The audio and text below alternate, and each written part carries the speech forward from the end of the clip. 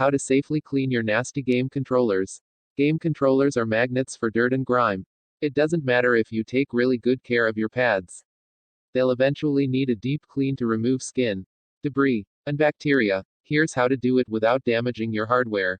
Before you start cleaning your controllers, it's good to check the following problem areas where grime is most likely to have built up. In order to clean your controller thoroughly without disassembling it, you'll need the following items. You should always use water or rubbing alcohol to clean your controllers. Most gamepads have a nice grippy finish on them, and harsh cleaners, like bleach, could ruin the look and feel of the plastic. It's also a good idea to avoid compressed air, as the force of the air can damage components inside the controller. We purchased this DualShock 4 controller from a thrift store. The tips we outline here removed the gunk and made it shine. First, clean the controller with a soft, damp, lint-free cloth. Use a bit of water to start, and avoid any and all abrasive cleaners. Wipe the controller all over and remove any obvious grease or grime. Work the damp cloth into any nooks and crannies that aren't normally accessible. Xbox One and PlayStation 4 owners will want to pay close attention to the wells from which the analog sticks protrude. It's easy for grime to build up in these tight corners. Now, turn your attention to the analog sticks. Be careful, though, the sticks are coated with a soft rubber that's prone to wearing away, particularly on Sony's original DualShock 4 controllers. Get underneath the analog sticks and remove any dust and dirt that has accumulated. You can also hold a direction and rotate the stick while you wipe the ball underneath.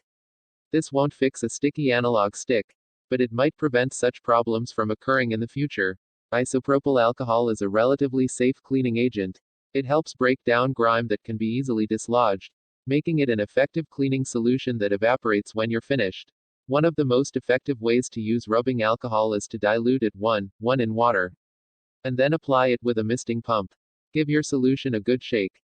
Mist the controller lightly, and then clean it with a soft cloth. The alcohol should help remove any lingering dirt and kill bacteria in the process. For really stubborn grime, soak a Q-tip in alcohol and apply it to the soiled area. The alcohol will cut through whatever's causing the dirt to adhere to the controller. And then you can simply wipe it away. You can also use antibacterial wipes that are already soaked in alcohol. Since there are so many uses for isopropyl alcohol, it's a good idea to always have some around. Now, let's take a look at the seam that runs right around the edge of the controller, where the front and back snap in place. This tiny gap attracts all sorts of grime and bacteria, but it's not impossible to clean. Fold a piece of paper a few times, until it's sturdy but still thin. Run the edge of the paper through the gap. As you do so, you should see the dirt accumulate on the edge of the paper. Wipe it away and repeat until the controller looks clean. You can also use a thin wooden toothpick to clean this area. The wood is soft enough to get into the gap without scratching the plastic. Although, the tip might not survive very long. Avoid using metal objects, like paper clips or knives, as these could easily scratch the controller. You could also hurt yourself if your grip slips. You can also apply the rubbing alcohol directly with a Q-tip before you clean the seam with the toothpick. In fact, you can do this for any of the fine edges on the controller, including around the touchpad button on the DualShock 4 if you use one. If you've spilled something on your controller, the face buttons might be sticky. They might feel mushy and not depress properly, or they might be stuck entirely. While you can open up the controller to attempt to fix, there are a few other things you can try first.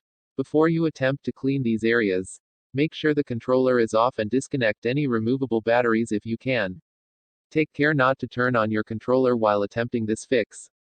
Soak a Q-tip in alcohol and drop a small amount of it around the edge of the affected buttons.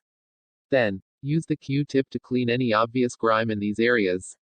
Press the buttons repeatedly to work the alcohol into the contact mechanism and loosen any grime. Let everything dry. Rubbing alcohol evaporates fairly quickly. And then test your controller. Repeat the process a few times if necessary, until the buttons feel normal again.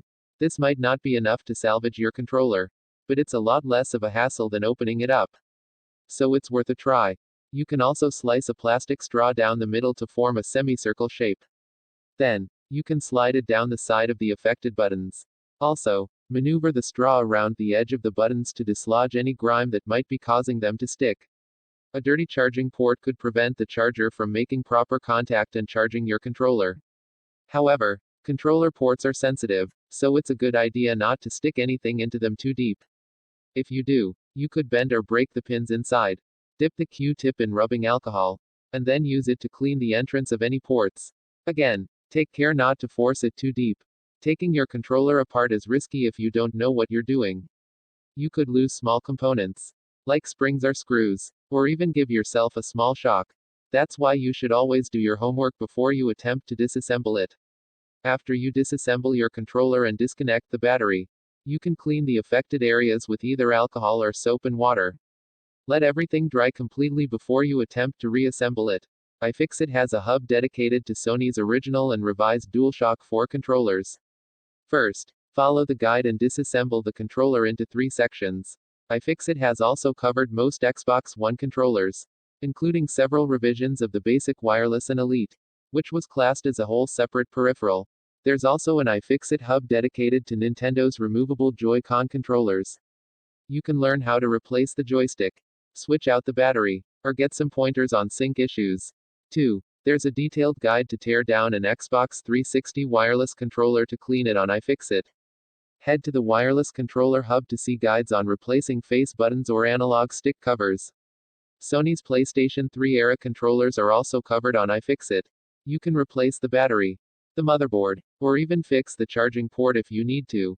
Ideally, you want to prevent your controllers from becoming a health hazard in the first place. Here are some things you can do. Unfortunately, accidents do happen. If you spill something on your controller and it affects the button actuation, follow one of the videos or iFixit guides we included above. It's worth an attempt before you shell out the cash for a new controller. Text source, howtogeek.com.